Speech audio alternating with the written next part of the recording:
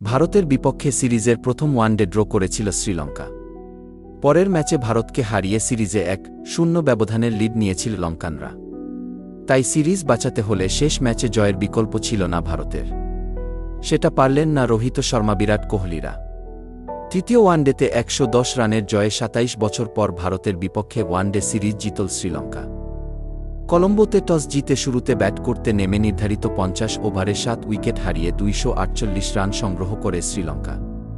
জবাবে খেলতে নেমে 26 ওভার 1 বলে 138 রানে অল আউট হয় ভারত। ফলে 2-0 সিরিজ জিতল স্বাগতিকরা। 249 রানের লক্ষ্য তারায় ঝোড়ো শুরু করেন রোহিত শর্মা। তবে অন্যদিকে ধীর গতির ছিলেন শুভমান গিল। পঞ্চম ওভারের তৃতীয় বলে তিনি যখন আউট হন, ভারত তার আগেই তুলে ফেলে 7 রান। এরপর রোহিত বেশিক্ষণ টিকতে পারেননি। 2 ওপেনারের বিদায়ের পর ভারত উইকেট হারিয়েছে নিয়মিত। টপ অর্ডারে কেউ স্কোর বড় করতে পারেননি, মিডল অর্ডারেও দাঁড়াতে পারেননি কেউ।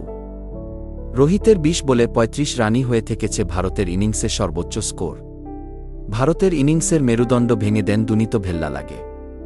21 বছর বয়সী বাঁহাতি স্পিনার 27 রানে নেন 5 উইকেট। এর আগে ব্যাটিংয়ে শ্রীলঙ্কার শুরুটা হয় বেশ ভালো। নিশাঙ্কা ও আভিস্কা ফার্নান্ডোর ওপেনিং জুটিতেই আসে 89 রান। 65 বলে 45 রান করে নিশাঙ্কা ফেরার পর কুশল মেন্ডিসের সঙ্গে আভিস্কার জুটিতে আসে আরও 82 রান। এরপরই শ্রীলঙ্কা ইনিংসে নামে ধস। 28 রানের মধ্যে 5 উইকেট হারিয়ে বসে তারা, যার শুরুটা হয় আভিস্কার উইকেট দিয়ে। অভিষিক্ত রিয়ান পরাগের বলে সেঞ্চুরি থেকে 4 রান দূরে এলবিড ব্লু হন তিনি।